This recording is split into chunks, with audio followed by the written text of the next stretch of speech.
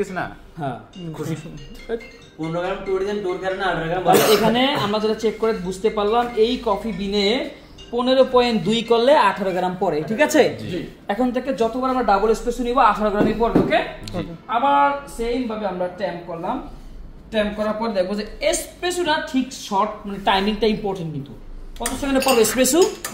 25 থেকে 30 সেকেন্ডের মধ্যে। হ্যাঁ, আর এসপ্রেসো এখন দেখবো যে আমরা যে 39 গ্রাম সেট করছি, মনে আছে? এখন তার এটা চাপ দিব না, এটা দিব না, সেট করা আছে। আমরা শুধু ডাবলে ক্লিক করবো আর টাইমিংটা দেখবো যে ঠিক আছে কিনা।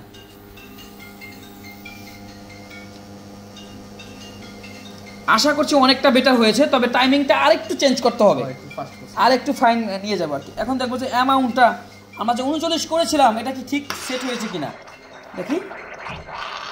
ওরে বাবা, আপডাউন করলে কেন? আপডাউন করছে ওই যে পানির কিছু তারতম্যের কারণে আর কি।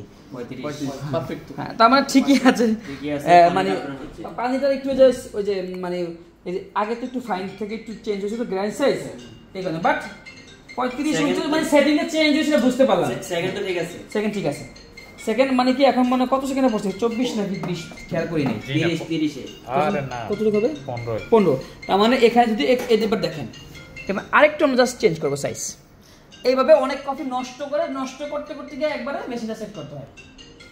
আচ্ছা, আগে ভিডিওতে ছিল তো, এখন চেঞ্জ কি হচ্ছে বিনের কারণে? হ্যাঁ, বিনের কারণে।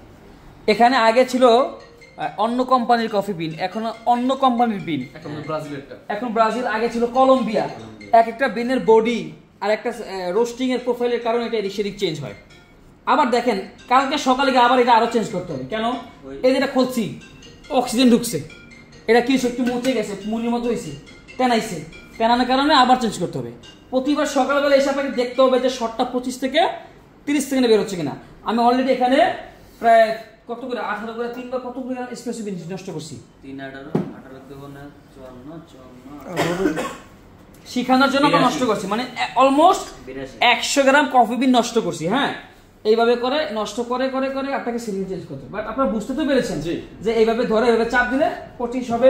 যখন আমার জন্য একটু এদিক সেদিক হয়েছে আপনারা আবার দিবেন, আবার চেক করবেন, যখন মেশিনটা একদম ওকে থাকবে আর নষ্ট হবে না। ক্লিয়ার? তারপর যা সকালে একটু রিচেক করবেন, জাস্ট রিচেক, চেঞ্জ করা লাগে না, বাস মাঝে মাঝে রিচেক করলে। হ্যাঁ, ওই যে যা গেছে আর কি। আমি একটা খাইছি,